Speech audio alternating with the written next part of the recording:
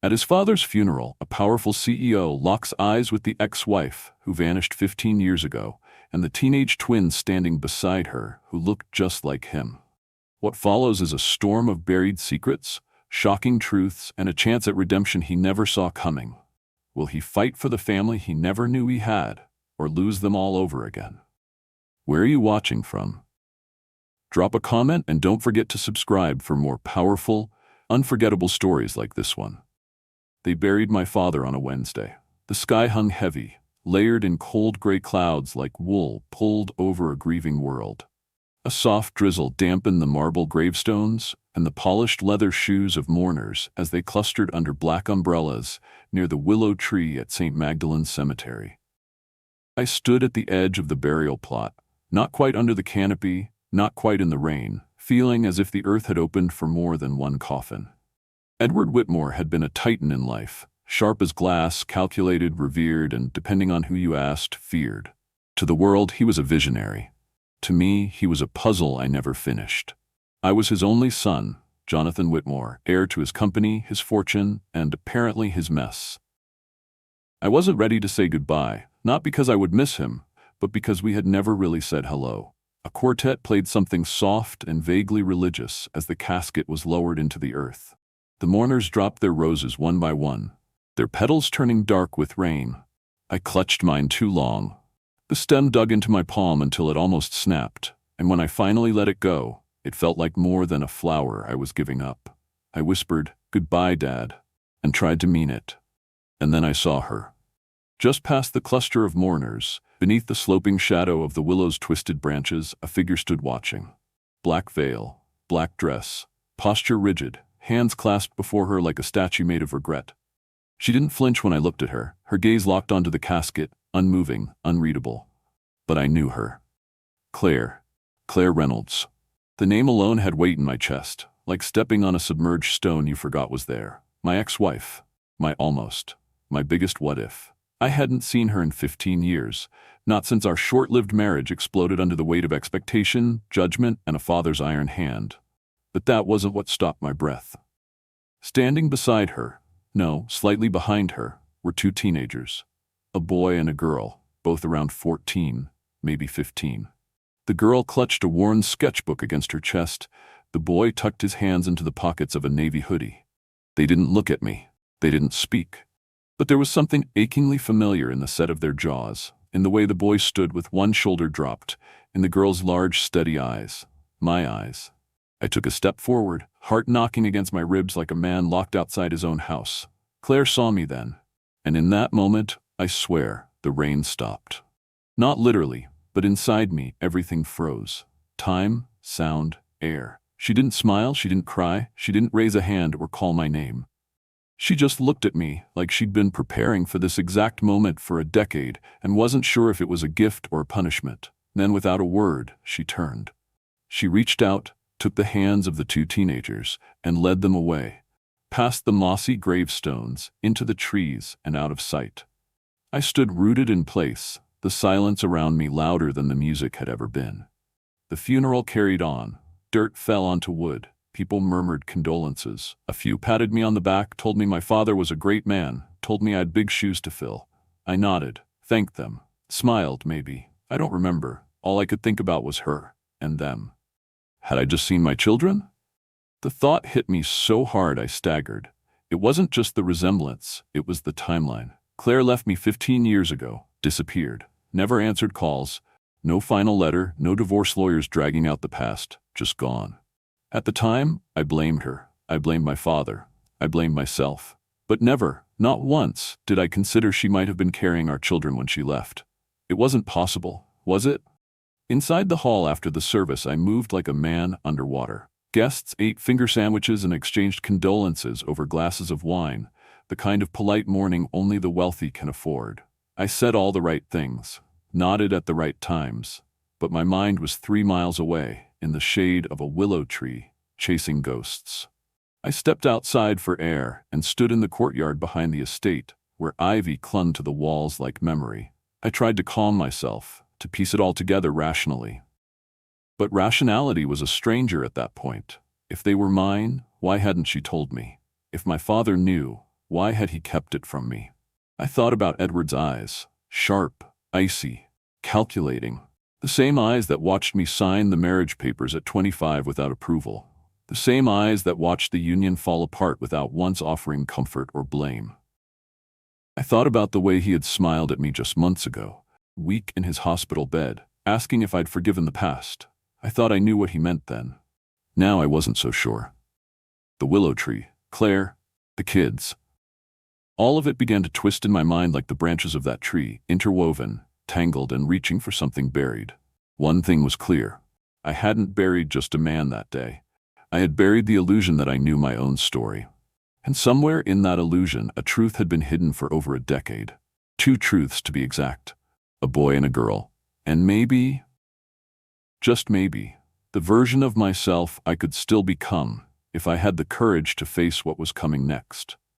I wasn't always the man who ran Whitmore Dynamics, wore tailored suits, and answered to board members who feared headlines more than heartbeats.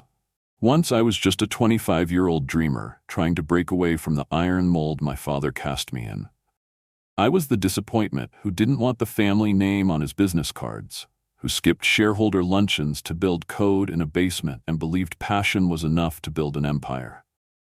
And then there was Claire. She didn't come into my life quietly. She arrived like a summer storm, unexpected, electric, impossible to ignore. I met her at an underground art show in Brooklyn. I was there to support a college buddy, but I never even looked at his work. My eyes found her across the room, standing in front of a massive oil painting that looked like chaos on canvas. Her hair was up in this messy twist, her jeans splattered with color, and she wore no makeup, no pretense, just raw presence. She turned and caught me staring, and instead of looking away, she raised an eyebrow like she was daring me to introduce myself. I did. 5 minutes later, we were arguing about whether Jackson Pollock was a fraud. 5 hours later, we were sharing Thai food on the fire escape outside her walk-up. By morning, I knew I would marry her. Claire made everything vivid. She painted like she was exorcising something holy and terrifying from her soul. She laughed with her whole body. She didn't care about names, legacies, or money. When she looked at me, she didn't see the future CEO of a tech empire. She saw a guy who still wore flannel shirts from college and wanted to build something of his own. She liked that guy, and I liked being that guy with her. We got married after 7 months. My father called it an emotional implosion. He refused to come to the wedding, said she was reckless, that I was weak, that the whole thing would end in disaster. I told him I didn't care. I believed in us. I believed in love. Claire didn't come from money. Her parents were school teachers from Vermont. She wore a second-hand dress. We said our vows in a greenhouse, with the scent of lavender and dirt all around us. For a while, we were happy, but happiness, I would learn, is a fragile thing. The cracks didn't appear all at once. They started small. I began working longer hours trying to prove to my father, and maybe to myself, that I could build a company without the Whitmore name propping it up. Claire missed me. She said I was slipping away. I told her she didn't understand the pressure I was under, that I needed time, that success would give us freedom. She said she didn't marry me for success. We fought. Then we made up. Then we fought again. And somewhere in the middle of all that, my father got involved. I didn't know it at first, but he reached out to her, invited her to lunch without telling me. He made her an offer. A check, I assume. Or maybe just a warning. He had this way of convincing people their dreams were foolish unless he owned part of them. Claire never told me exactly what he said, only that after that meeting, something inside her changed. She stopped painting. She started watching me like I might disappear any minute. And one night, she did. I came home late, later than I'd promised, and the apartment was too quiet. Her studio space was empty, canvases gone, clothes gone. She left a note on the kitchen table. No explanation, no accusations, just 6 words that tore a hole in me. I love you, but I can't. I searched for her. I called every number I knew. I even broke down and asked my father if he'd seen her. He looked me dead in the eye and said, "Sometimes love isn't enough, Jonathan. You'll thank me one day." I didn't. I buried myself in work. I took the Whitmore name back. I told myself Claire had been a phase, a beautiful mistake. I told myself I was better off, but I never really believed that. Some nights, when the world went quiet and the walls of my high-rise apartment felt too clean, I'd wonder if she ever thought of me. If she still painted. If she missed the guy who sat on fire escapes and talked about escaping the weight of his last name. And then, 15 years later, I saw her at my father's funeral, with two teenagers who had my jawline. I thought back to that time, to the months before she left, the signs I missed, the long stares, the hesitation in her voice. Could she have known she was pregnant? Did she try to tell me and I didn't listen? Or worse, did she decide I wasn't the man she wanted to raise children with? The questions gnawed at me. Guilt sharper than grief settled in my chest. All those years I spent blaming her for leaving, maybe I was blaming the wrong person. Maybe my father's interference had done more than drive her away. It had stolen a family I never knew I had. And yet, something didn't sit right. If she'd had my children, why had she never come back? Why hadn't she told me? And why, after all these years, had she chosen my father's funeral as the moment to reveal everything? I didn't have answers, only memories, and the burning sense that my life was about to split into two versions, the one I thought I was living and the one I had unknowingly left behind. Claire once told me, truth doesn't knock, it crashes. That day it didn't just crash, it brought an army. And I wasn't sure I was ready for the war. After the funeral, the estate felt like a mausoleum dressed in silk. Laughter was forbidden here. Even the staff walked like their shoes were made of air. My father's portrait loomed in the grand foyer, tall, sharp-eyed, painted with that signature smirk that always walked the line between approval and threat. I passed it like I always did, without looking long enough for guilt to catch up. The guests were still milling about the reception hall, sipping wine from crystal glasses, telling stories about Edward Whitmore like he'd been a beloved patriarch instead of a man who terrified half the Fortune 500. I made the rounds, shaking hands, nodding politely, saying thank you to people who barely knew the man I'd spent my life trying to impress. But every time I tried to focus, my thoughts drifted back to Claire. To the kids, to those hauntingly familiar eyes. I kept looking toward the windows, wondering if I might catch a second glimpse of them, but they were gone, vanished like ghosts. And I couldn't ask anyone. How do you casually bring up, hey, did anyone else see my ex-wife and two maybe teenagers who looked just like me haunting the perimeter? Eventually, I slipped away. I couldn't stand the shallow condolences anymore. I made my way through the south wing of the mansion, down corridors lined with antiques I'd never cared to understand, past gilded mirrors and dark wood doors. I needed air. I needed quiet.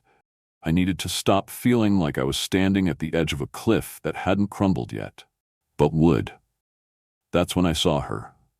Martha Langford, my father's longtime executive assistant, the one person who knew more about the man than anyone else alive.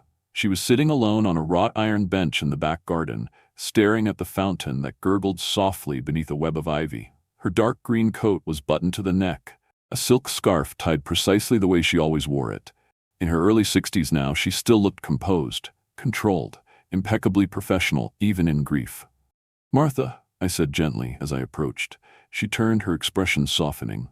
"Jonathan, I was wondering when you'd come looking for me." I sat beside her. The air was thick with damp earth and jasmine. "You saw her, didn't you? She didn't play dumb. She never did. Claire." "And the kids," I said, watching her carefully. Martha exhaled, a sound like surrender. "Yes, I saw them." "Are they mine?" The words came out before I could brace for the answer. "Tell me the truth." She clasped her hands in her lap and looked ahead, not at me. "I'm not the one who should tell you that." I felt heat rise in my chest. "But you know, don't you?" Her silence was confirmation. "How long?" I asked, voice low, brittle. She took her time answering. "Claire wrote to your father about a year after she left. She said she was pregnant, that she didn't want anything from him, only help for the children when the time came. She was scared, alone. Your father read the letter, locked it in his drawer, and didn't speak of it for days." I closed my eyes, feeling the world spin sideways. "He knew." "He knew," Martha said, "and he made his decision." "What decision?"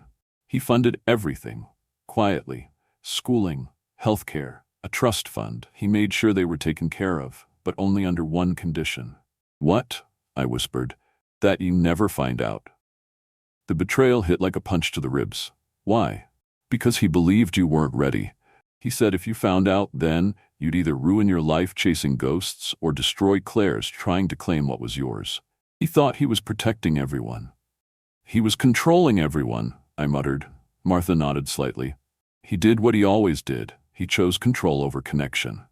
I stood and walked a few steps away, my hands buried in my pockets, fingers curling into fists. I stared at the ivy-covered fountain, trying to ground myself in the steady flow of water. I missed everything, I said. Their first words, their first steps, birthdays, Christmas mornings. I missed it all because he decided I didn't deserve to know. He thought you weren't strong enough, she said quietly. But maybe he was wrong. I turned back to her. Did Claire know he never told me? She asked him once, years ago, if he'd ever mentioned it.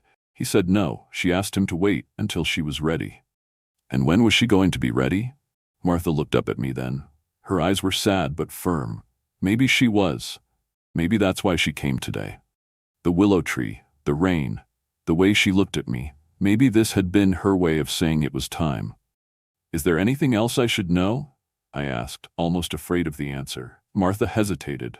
There's a folder, in my office, marked for your eyes only. Your father gave it to me a month before he died, told me to give it to you after the funeral, once things had settled.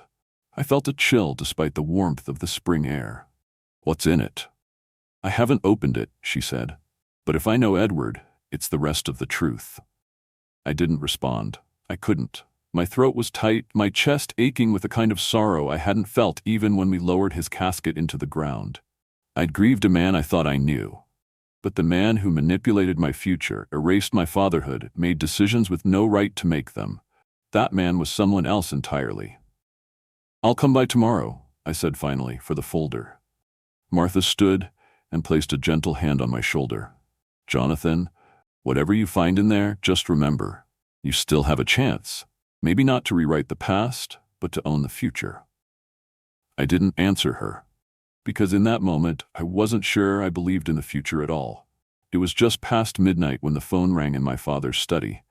The room was still and dimly lit, the scent of pipe tobacco and aged leather clinging to the air like a ghost that wouldn't leave.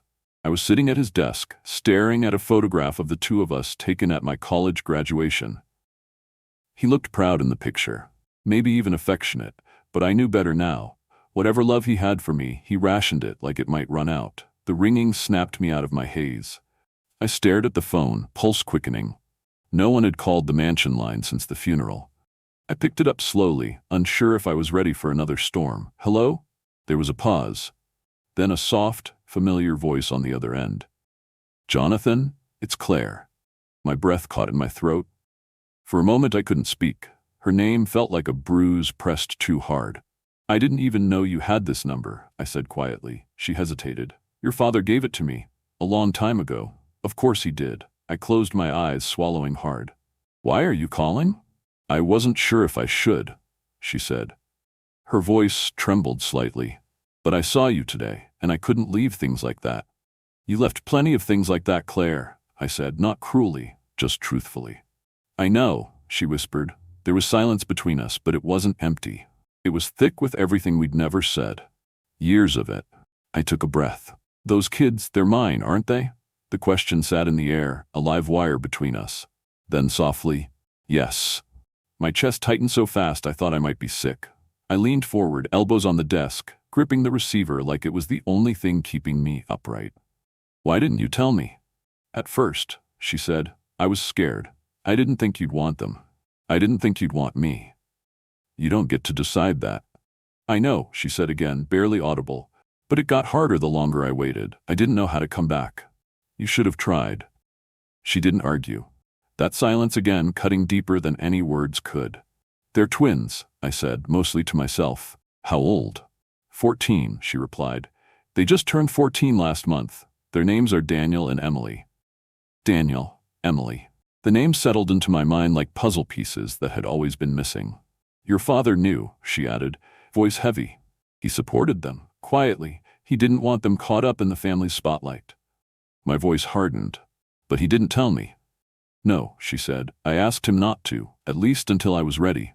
I laughed, bitter and small. And you were ready at his funeral? Claire didn't respond right away. When she did, her voice cracked. He wanted them to say goodbye. He asked me to bring them. He thought maybe it was time, and so did I. I leaned back in the chair and stared at the ceiling, blinking fast. Do they know? Not the whole story, she said. They know you're their father now, but they don't understand all of it yet. They've asked questions. I didn't have answers until recently. I want to see them, I said suddenly. Talk to them. To you. In person. There was a pause. Okay, she said.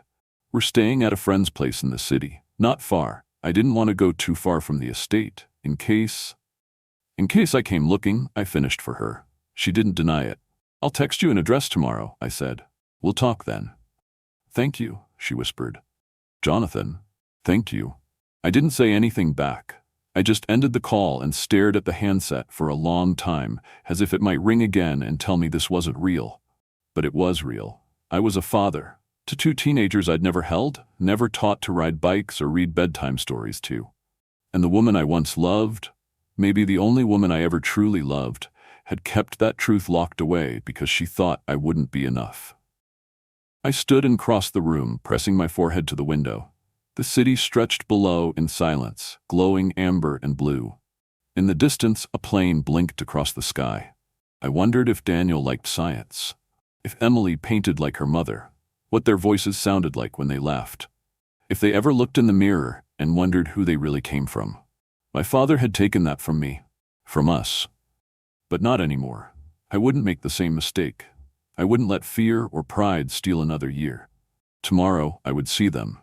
I would look them in the eyes, and no matter how hard it was, I would try to be the man they deserved. And if Claire still saw a flicker of that man in me, maybe, just maybe, we could rebuild something. Not what we had before. That was gone. But something better, something real. The next afternoon, I arrived at the penthouse early. I'd chosen the location deliberately, neutral ground.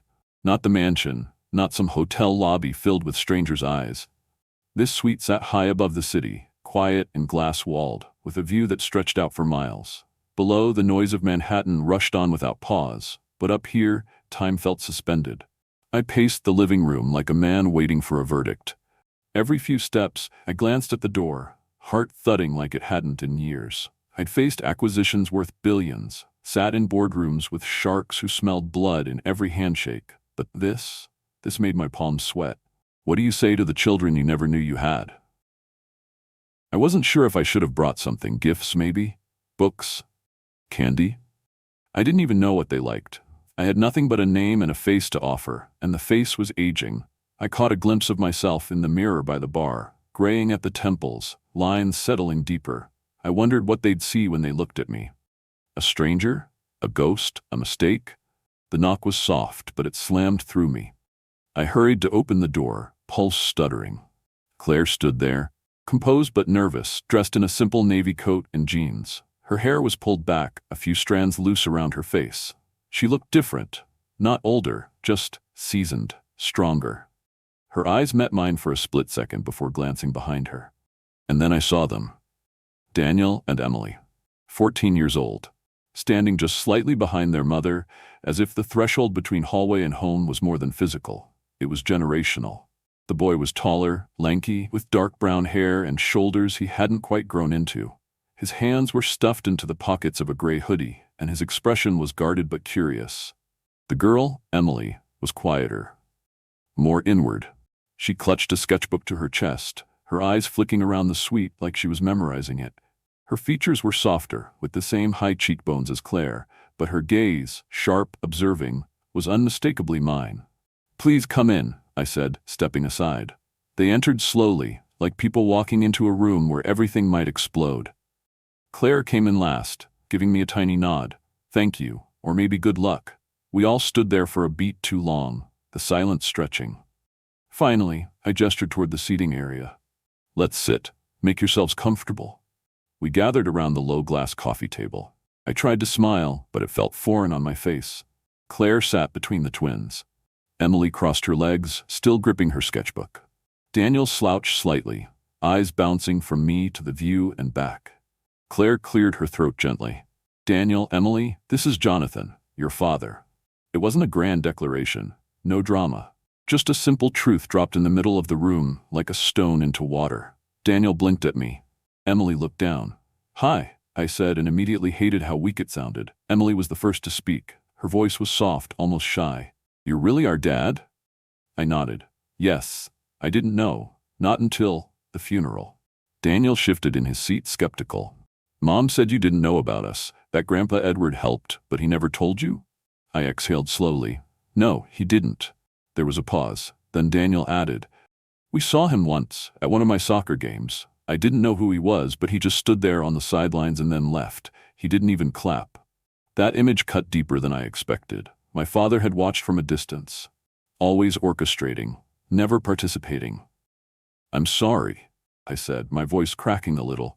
"I wish I had known. I would have been there. I would have done things differently." Emily raised her eyes. "Do you have other kids?" "No," I said. "Just you two." She nodded slowly, processing. Her fingers traced the edge of her sketchbook. Claire put a hand on her shoulder, then looked at me. "They've had questions since the funeral. I've told them some things, but they need to hear it from you." I nodded, feeling the weight of what came next. "You can ask me anything," I said, glancing between them. "I'll tell you the truth. I owe you that."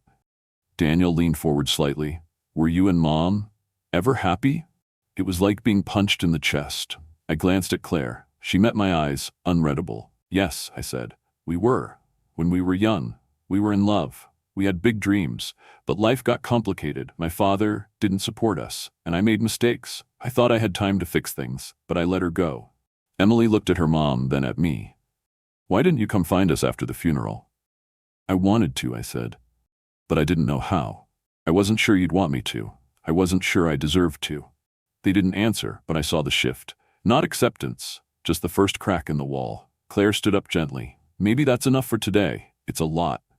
Daniel stood too, brushing invisible dust from his jeans. "Can we do this again?" he asked quietly, almost like he wasn't sure he was allowed to ask. I nodded. "Of course. Anytime you want." Emily rose, finally letting go of the sketchbook. "Maybe. Next time we can talk about art. I could show you some of my drawings." My heart swelled. "I'd love that." We moved toward the door. I walked them out, holding it open as they stepped into the hallway. Before they left, I placed a hand gently on Emily's shoulder. "I'm here," I said. "If you need anything, both of you." She gave a small nod. Daniel offered a muttered, "Thanks." Then they were gone. The door closed with a soft click, and I stood there in the quiet, heart-pounding, head-spinning.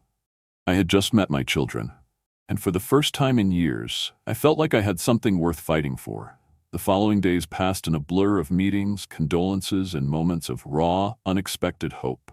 I found myself texting Claire every evening, just brief check-ins. "Did they get home okay?" "Tell Emily I'm still thinking about her sketchbook." "How was Daniel's practice?" She always replied warmly, cautiously, like someone holding a glass sculpture they weren't sure would hold. I was beginning to feel like a father. Not in the traditional sense, no bedtime stories, no scraped knees to kiss, but in the small ways that mattered. The awareness, the care, the aching curiosity. And they, the twins, were pulling away. They were meeting me halfway. It wasn't trust yet, but it was something close. A beginning. But just as I started to breathe in that fragile new life, the old world, the boardrooms, the cold stares, the empire I had inherited, came roaring back like a tidal wave. The call came early Monday morning. My assistant, Leah, buzzed into my office at the headquarters of Whitmore Dynamics with a tight voice. "Jonathan, James Cutter's called an emergency meeting, full board." My stomach sank. James Cutter, senior board member, hedge fund darling, and my father's favorite snake in a silk tie. If he was calling a meeting, it wasn't to toast my reunion with long-lost children. It meant war. The conference room was glass-walled and high up, with a panoramic view of the skyline, a place designed to project power and inspire paranoia. I walked in and was met by a table of suited men and women, most of whom had known me since I was in braces. Some had supported me after my father's death. Others had simply tolerated me. A few, like Cutter, had been waiting for blood in the water. Georgina Caldwell, my father's former assistant and now my most trusted advisor, sat at the far end, arms folded, expression unreadable. Cutter stood as I entered, as if to dramatize the moment. "Jonathan," he said smoothly, "we appreciate you joining us on short notice." "Spare me the ceremony, James," I said, pulling out my chair. "What's this really about?" He exchanged a look with Regina Holt, one of the quieter board members, then slid a file folder across the polished mahogany table. Inside, headlines: Tech Titan's secret heirs emerge after funeral bombshell. Whitmore's hidden children could complicate inheritance. Love child scandal at the heart of billion-dollar empire. Photos: one grainy image of me near Claire's building. Another of Emily, sketched pad clutched close, stepping into a car. I looked up, pulse spiking. "You've been digging through my personal life?" "We didn't have to dig far," Cutter said. "These stories are gaining traction. The media's watching. Investors are uneasy. There's concern, valid concern, about how this affects the company."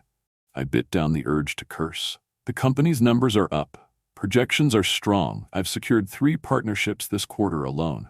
"And yet public image matters," he said, steepling his fingers. "Your sudden emergence as the father of 2 teenagers, unacknowledged heirs, raises questions. Questions about stability, legacy, even leadership." Regina leaned forward. "Jonathan, this isn't personal." "The hell it isn't," I snapped.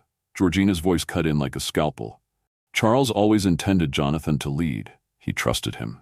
And he believed in legacy, not just financial, but personal. If any of you had actually read the man's final directives, you'd know that." Cutter didn't flinch.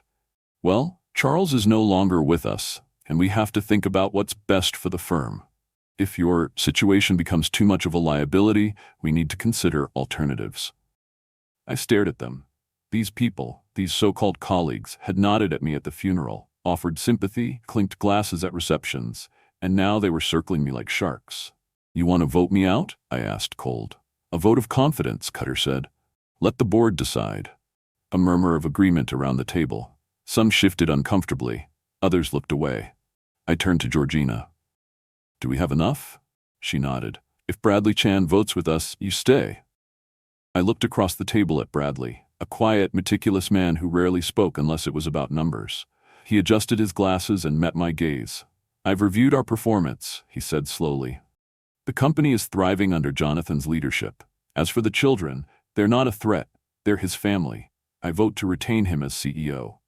Relief hit me like a wave. Cutter's jaw clenched, but he said nothing. I stood slowly. "Let me be clear," I said, voice even. "This company was built by my father. But I'm not him. I will not operate in secrets and shadows. If my being a father, if owning my past, is a problem for any of you, then maybe you're in the wrong business." I left the room without waiting for applause. Back in my office, I sat behind the massive desk that once belonged to Edward Whitmore. I didn't feel triumphant. I felt tired. But I also felt something else. Resolved. This wasn't over. The board might have backed down for now, but I knew how these people worked. They'd wait, watch, find a new angle. But they'd underestimated one thing. I wasn't just fighting for a company anymore. I was fighting for Daniel, for Emily, for the chance to show them what a father looks like. One who shows up, one who doesn't hide behind legacy and lawyers. I pulled out my phone and opened a message from Claire. "They're asking about you. They want to know when they'll see you again." I typed back quickly, without hesitation. "This weekend, I'll plan something. Tell them I can't wait." Because this time, I wouldn't let anyone, not a boardroom, not a headline, not a ghost of a father, keep me from the family I'd just begun to find. The storm I thought I'd weathered in the boardroom turned out to be the eye of something bigger. Days after the vote of confidence secured my position as CEO, rumors began circling faster than press releases could keep up. A few news outlets ran with the story responsibly, mentioning the surprise revelation of my children in measured tones. Others, predictably, chose drama. Billionaire's secret heirs emerge in corporate power tussle. Ex-wife, exposed. Did she hide the truth or protect her children? It was everywhere, and once it started, there was no containing it. I knew it wasn't going to stop unless I got ahead of it. One evening, I sat in my office with the city glowing beneath the windows, the headline of the day still fresh in my inbox. Claire's name was being dragged into this now, called a manipulator, a gold digger, a woman who lured a powerful man into fatherhood and vanished with his children to use them as leverage. It was ugly, and it was a lie. That's when my phone buzzed. Margaret Lawson. We hadn't spoken since college, but I remembered her. Sharp, ethical, a bulldog in heels. Now she was a respected journalist with Insight, a publication known for thoughtful exposés. "I need to give you a heads up," she said as soon as I answered. "Another outlet is working on a piece that's not kind. They're framing it as a scandal. I can't stop them, but I can offer you something better. Let's tell your side. On the record." My instinct was to say no, to retreat, but Claire's voice echoed in my mind, soft and clear. "We can't let the kids get hurt in this." She was right. If we let the tabloids define the narrative, Daniel and Emily would be the ones who paid the price. "I'll do it," I said. "But I want Claire and the kids included. Not as props, only if they agree." We met in a private studio Margaret's team had rented. It felt more like a therapist's office than a newsroom. Comfortable chairs, soft lighting, no flashing cameras. Claire sat beside me, her hand resting lightly on her knee.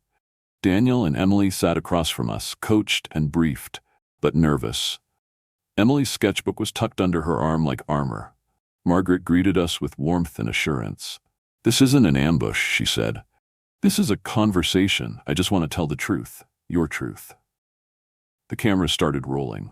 I spoke first. I told them everything, how I hadn't known, how the funeral became the doorway to a new life I never expected. I admitted the hurt, the anger, the guilt. I talked about Edward, how he made choices in the name of protection that turned into lifelong walls. I didn't paint him as a villain. I didn't need to. The facts spoke loudly enough. Claire was next. Her voice shook at first, but she steadied herself. She explained why she'd left, how overwhelmed she felt, how my father's cold warning had pushed her to disappear, how she raised the twins with care, never speaking ill of me, never pretending they didn't come from something powerful, even if that power never showed up. Tears welled in her eyes when she talked about the first time Daniel asked if he had a father. I told him the truth, that it was complicated, that someday when the time was right, he'd understand.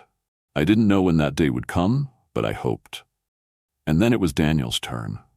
He cleared his throat, uncomfortable with the camera, with the whole concept, but he looked directly into the lens and said, "I was mad when I found out. I thought maybe he didn't want us, that he was too busy being rich to care." He glanced at me then, unsure. But now I know he didn't even know. And I get it. Not everything is someone's fault. Emily spoke last. "I still don't really know what having a dad means," she said, voice barely above a whisper. "But I like it when he texts me, and I want to draw him something. I just don't know what yet." That line, simple and sweet, hit me harder than anything else in the interview. When the segment aired, it was everywhere. But not in the way I feared. The public surprisingly responded with warmth. People related. Fathers who had missed out on time wrote in. Mothers who'd raised children alone sent letters of support. Even some investors expressed relief. "It humanizes the company," one shareholder said.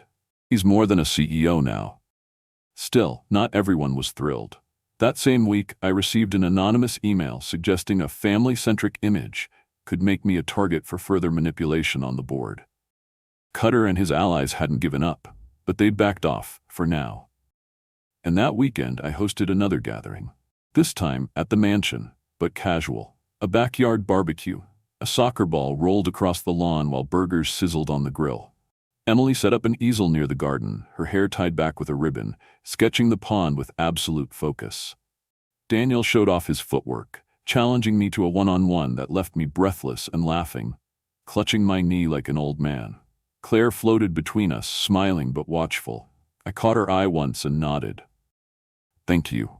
When the sun dipped below the hedge line, casting gold on the white stones of the patio, we all sat together on the lawn. Emily reached into her bag and pulled out a folded piece of paper. She handed it to me shyly. It was a sketch of the four of us, her, Daniel, Claire, and me, under a massive weeping willow. The same tree from my father's funeral. But this one wasn't draped in gloom. This one had light filtering through its leaves. It looked alive. "I wanted to finish it," she said, before I forgot what it felt like. I held the drawing like it was something sacred. "I won't forget," I told her. "Not this, not any of it." Because for the first time, this wasn't about legacy or name or control. It was about love, made visible in brushstrokes and laughter and forgiveness. And I would fight for that, with everything I had left. The following week, I found myself doing something I never imagined, planning a small family gathering. Not a gala, Not a product launch, not a press conference, just a quiet Sunday afternoon at the Whitmore estate for Daniel and Emily. No photographers, no staff in tuxedos, no champagne pyramids. Just burgers, paint, a soccer net, and a father trying to do better. I told Claire to keep it casual. Jeans and sneakers, I said. I want them to feel like they can breathe. She chuckled softly over the phone. You're learning, Jonathan.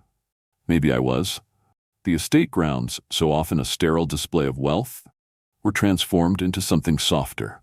The staff helped string up fairy lights between the trees near the back lawn. We set up a folding table with watercolors, blank canvases, and brushes for Emily, and laid out cones and a pop-up goal for Daniel. The grill was fired up, smoke curling into the spring sky as burgers sizzled beside fresh corn and skewers of vegetables.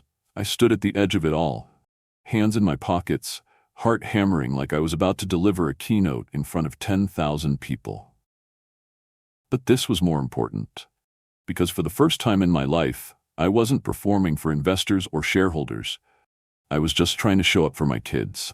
When the car pulled up, I recognized the look on Daniel's face immediately. Wide eyes, mouth slightly open, trying not to look impressed by the sheer size of the estate. Emily stepped out quietly, her sketchbook clutched to her side as always. Claire followed behind them, looking relaxed in jeans and a pale green blouse, her hair loose around her shoulders. She met my eyes, and there was something different there now. Not just forgiveness, but trust. Welcome, I said, smiling. It's not Buckingham Palace, but it does have decent snacks. Daniel snorted and looked at the soccer setup. You play? I used to, I said, prepare to be disappointed. He dropped his bag and jogged toward the net without another word. I looked at Emily. There's a whole art corner over there. Whatever you want, paint, draw, or just sit and make fun of me trying to kick a ball. She smiled shyly. I might do all three. We spent the first hour fumbling our way through something that looked like normalcy. I kicked a soccer ball with Daniel, who was faster and sharper than I'd expected. I missed more shots than I made, and each time he grinned wider. He didn't laugh outright, but he came close. Meanwhile, Emily had found a spot near the garden wall, perched on a stool with a canvas. Her strokes were quick, fluid, and focused. Claire joined her, occasionally pointing something out, brushing a strand of hair from her face, mother and daughter moving in quiet synchronicity. Later, we sat at the long outdoor table, plates full of grilled food, lemonade in sweating glasses. The conversation started stiff, but warmed with each passing moment. We talked about school, music, movies. Daniel confessed to loving superhero flicks, but only the good ones. Emily revealed she was trying to teach herself French. Claire and I exchanged stories from the early days, some funny, some tender, some that made us both go quiet for a moment too long. And then, when dessert was nearly done, Daniel surprised me. Can we do this again next weekend? I looked at him, stunned. You want to? He shrugged, like it wasn't a big deal. Yeah, it's cool here. Emily nodded. Maybe I could paint in the garden again. My heart swelled so suddenly I almost forgot how to speak. Of course, anytime. You're always welcome here. Claire smiled from across the table, and for the first time in years, it felt like we were no longer just fragments of something broken. We were something new, something forming. Not perfect, but real. As the sun dipped low, casting golden light across the lawn, Claire handed me a small envelope. They wanted to give you this, she said, nodding toward the twins. Inside was a folded piece of heavy paper. A painting. The four of us beneath a massive weeping willow, the same one for my father's funeral, except this version was alive, vibrant, bursting with greens and light. The branches stretched wide, sheltering all of us. Emily's brushstrokes were delicate but certain. It was a portrait of possibility. My throat tightened. I looked at her. You painted this? She nodded, suddenly bashful. I wanted to show how it feels now. I didn't trust myself to speak, so I just hugged her. Tentatively at first, but she didn't pull away. She leaned into it. For a few seconds, I held my daughter in my arms, and it felt like the whole world quieted. Claire's voice came softly behind me. They've been carrying the weight of questions for years. You're helping lift that. I looked at her.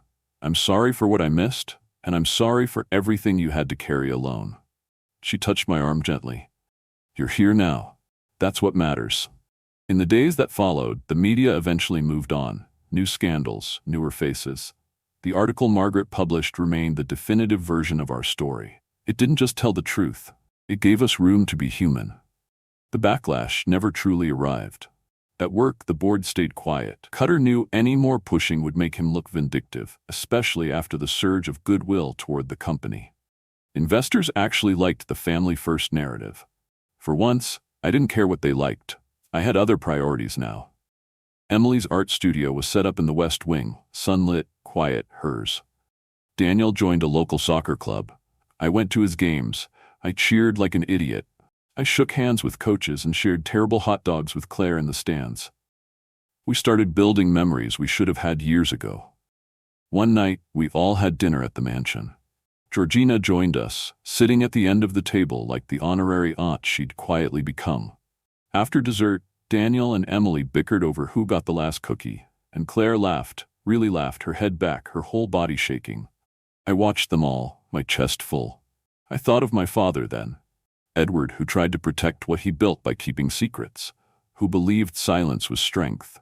He got some things right. But he was wrong about one thing. Legacy isn't made of numbers or stock options. It's made of moments like this. I'd spent so long trying to fill his shoes, only to realize I didn't need to. I had my own path now, my own people, my own future. And as I looked around the table, Claire smiling at me over her glass, Daniel rolling his eyes at a joke, Emily doodling a flower on her napkin, I knew, with certainty, that I hadn't just found a family. I'd found myself. And I wasn't going to lose that again. Thank you so much for staying with me through this story. If you've made it this far, it means you felt something, and that means everything to me. This wasn't just a tale about a billionaire or a secret family. It was a story about timing, forgiveness, and the courage to face the truths we've spent years trying to avoid. If there's one thing to take from it, it's this. It's never too late to reconnect. Love doesn't keep score. It waits for us to be ready, and when we are, even the most broken pieces can come together to make something beautiful. I'd love to know, where are you watching from? Drop your city or country in the comments so we can see how far this message travels.